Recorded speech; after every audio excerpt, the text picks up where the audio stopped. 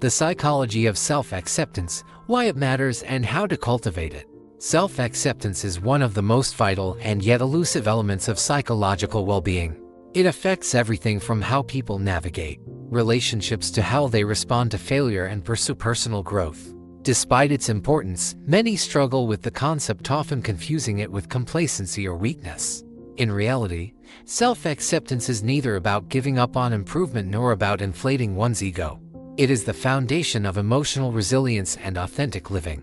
Understanding what self-acceptance is, why it matters, and how to develop it can significantly enhance quality of life. What is self-acceptance? Self-acceptance is the ability to fully acknowledge and embrace all aspects of oneself's strengths, weaknesses, achievements, failures, and even past regrets without undue judgment. And like self-esteem, which often depends on performance or external validation, self-acceptance is unconditional. It means valuing oneself not because of particular qualities or accomplishments, but despite imperfections. Carl Rogers, a pioneer in humanistic psychology, captured this idea in a single paradoxical sentence. The curious paradox is that when I accept myself just as I am, then I can change. Self-acceptance does not oppose self-improvement. Rather, it creates the internal stability and safety necessary for genuine growth. Why self-acceptance matters. A growing body of research links self-acceptance to overall psychological health.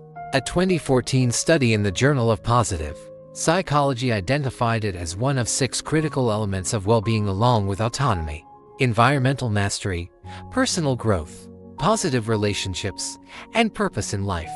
Notably, self-acceptance was the area in which most people scored the lowest. The psychological and neurological benefits of self-acceptance are far-reaching. Reduced anxiety and depression. Accepting oneself decreases internal conflict and rumination.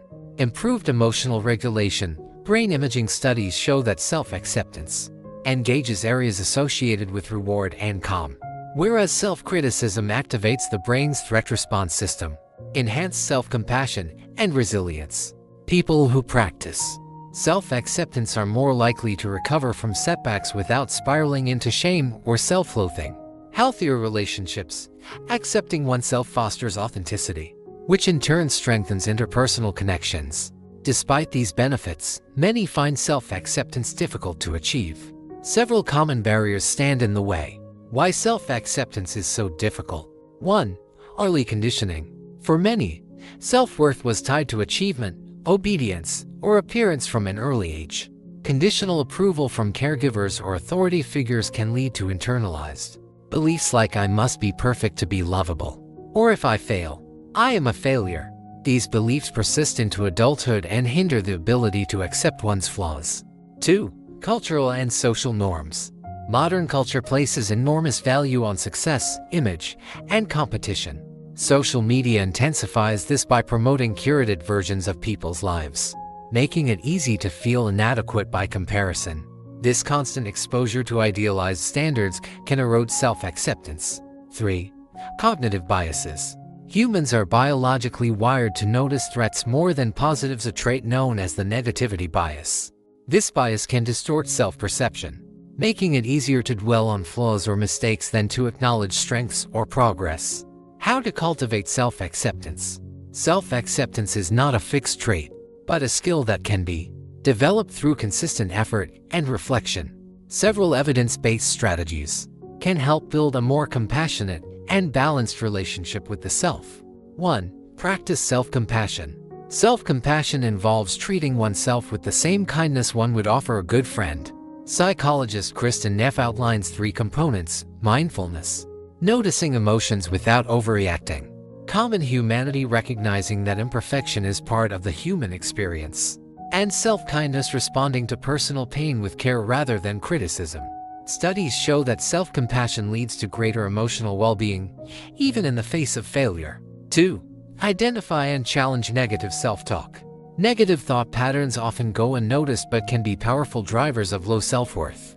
Cognitive behavioral therapy (CBT) techniques involve identifying these automatic thoughts and replacing them with more realistic alternatives. For example, changing "I always mess things up" to "I made a mistake."